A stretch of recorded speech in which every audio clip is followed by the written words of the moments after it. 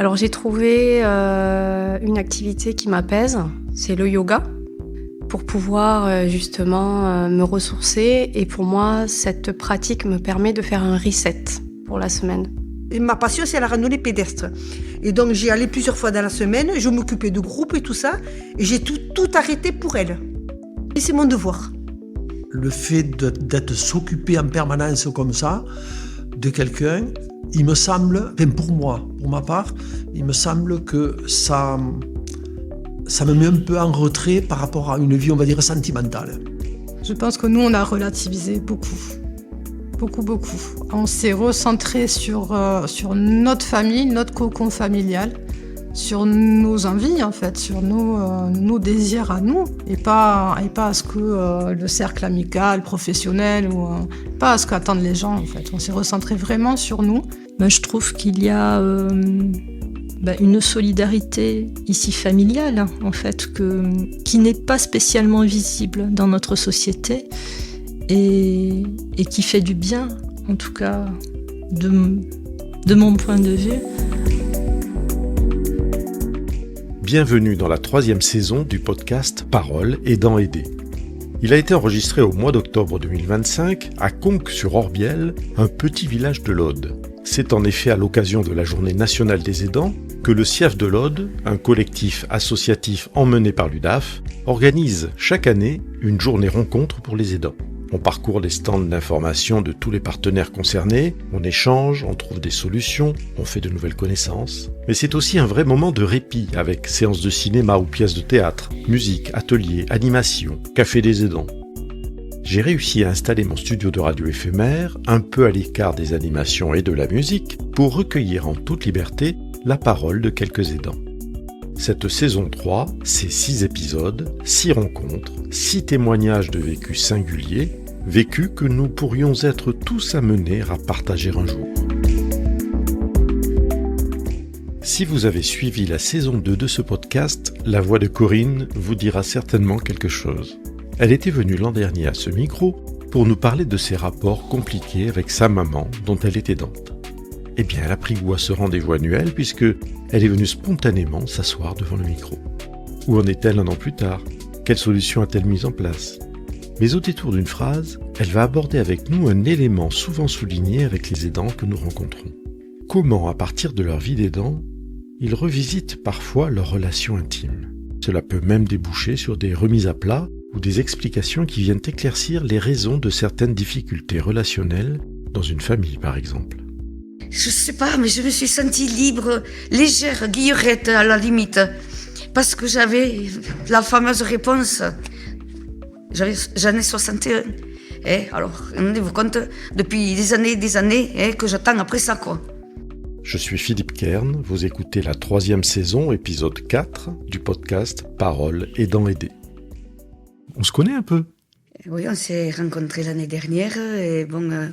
J'étais comme la dame, là, un peu terrifiée de la situation, pour ainsi dire. Puis c'est vrai que vous savez calmer les mœurs, entre guillemets, faire temporiser les gens qui sont un peu... Qu'est-ce qui a changé depuis l'année dernière ?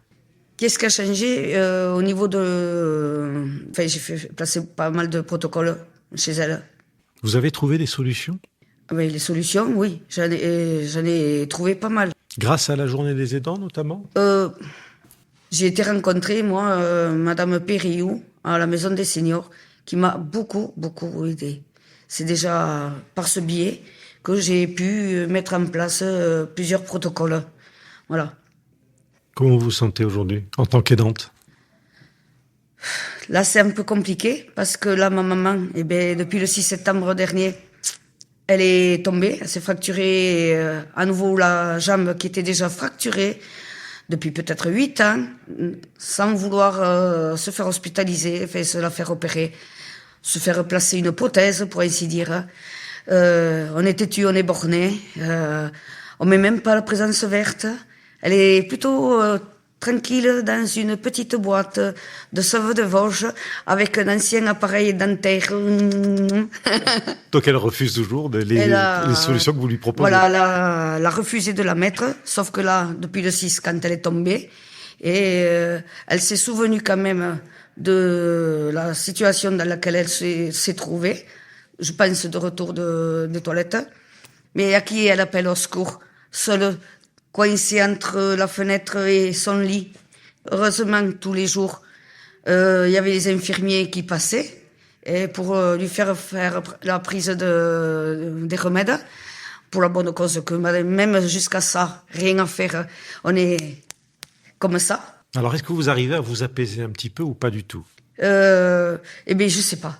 Écoutez, je vais vous dire que quand j'allais la voir ces derniers temps, c'est vrai que j'étais toujours...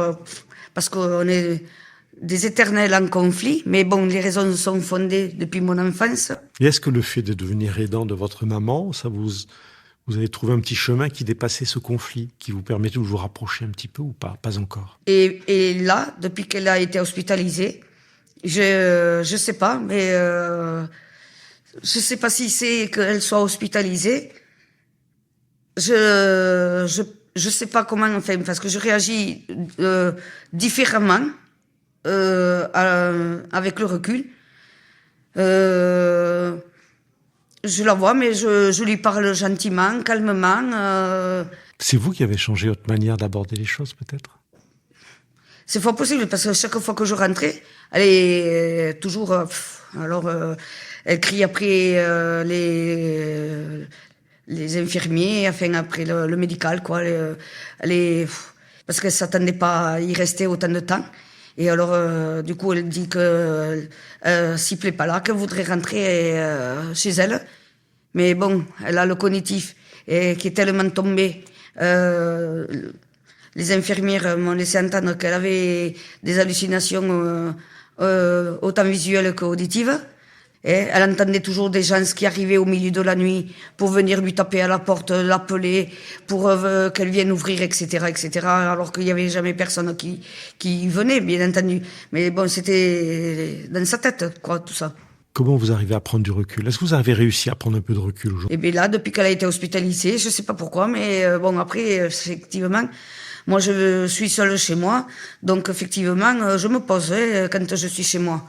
C'est là où vous trouvez du répit? C'est là où vous vous sentez mieux? Oui. Ça va mieux aujourd'hui par rapport à ça? Vous déculpabilisez un petit peu aussi?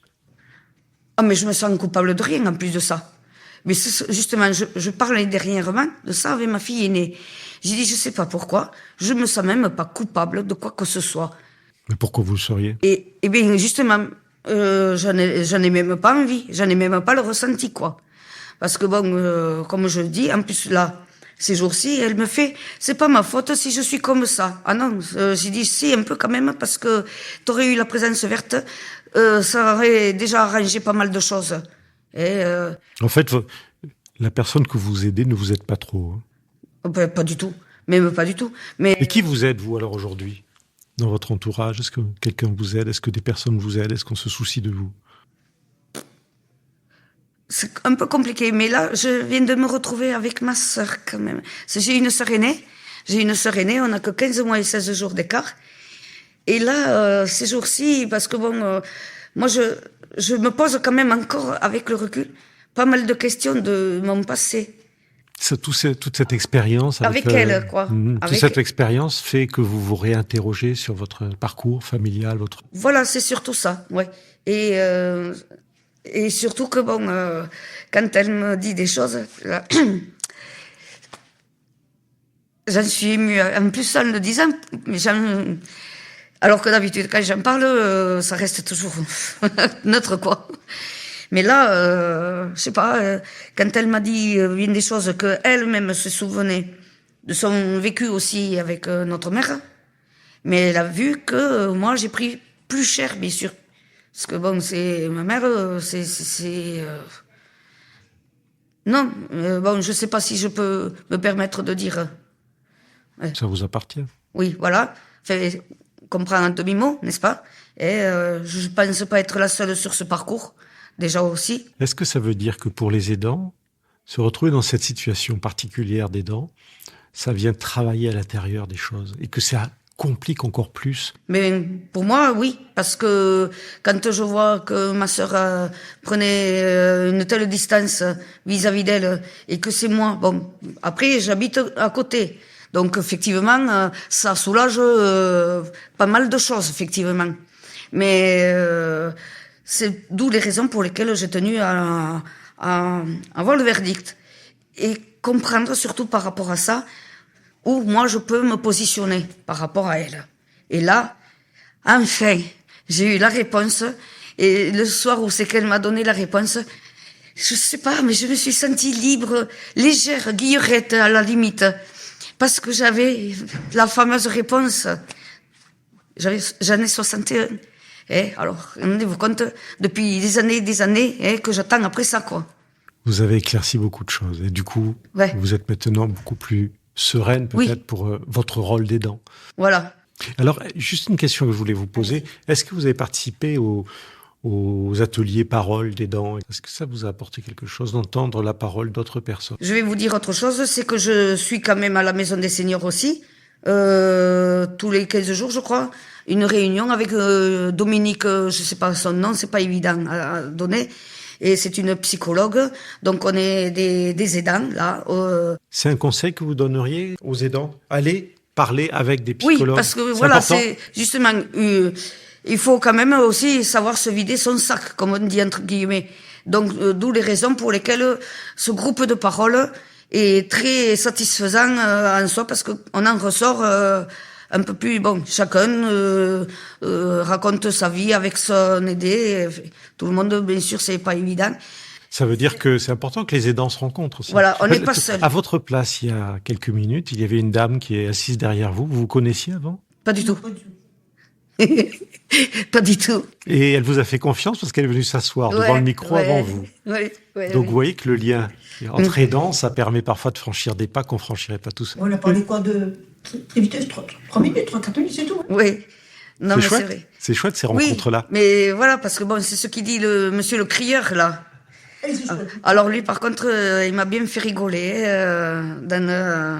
depuis le début, là. Voilà. Le crieur de la journée des aidants. J'encourage tout le monde qui écoute ce podcast à aller voir le magazine, le reportage en images de la journée des aidants, parce qu'ils verront quel est ce personnage du crieur. Je vous remercie beaucoup d'être venu. Eh bien, c'est moi qui vous remercie aussi. Parole aidant aidé, saison 3. Un podcast en 6 épisodes, réalisé par Philippe Kern. Une coproduction Caprod, UDAF et SIAF de l'Aude.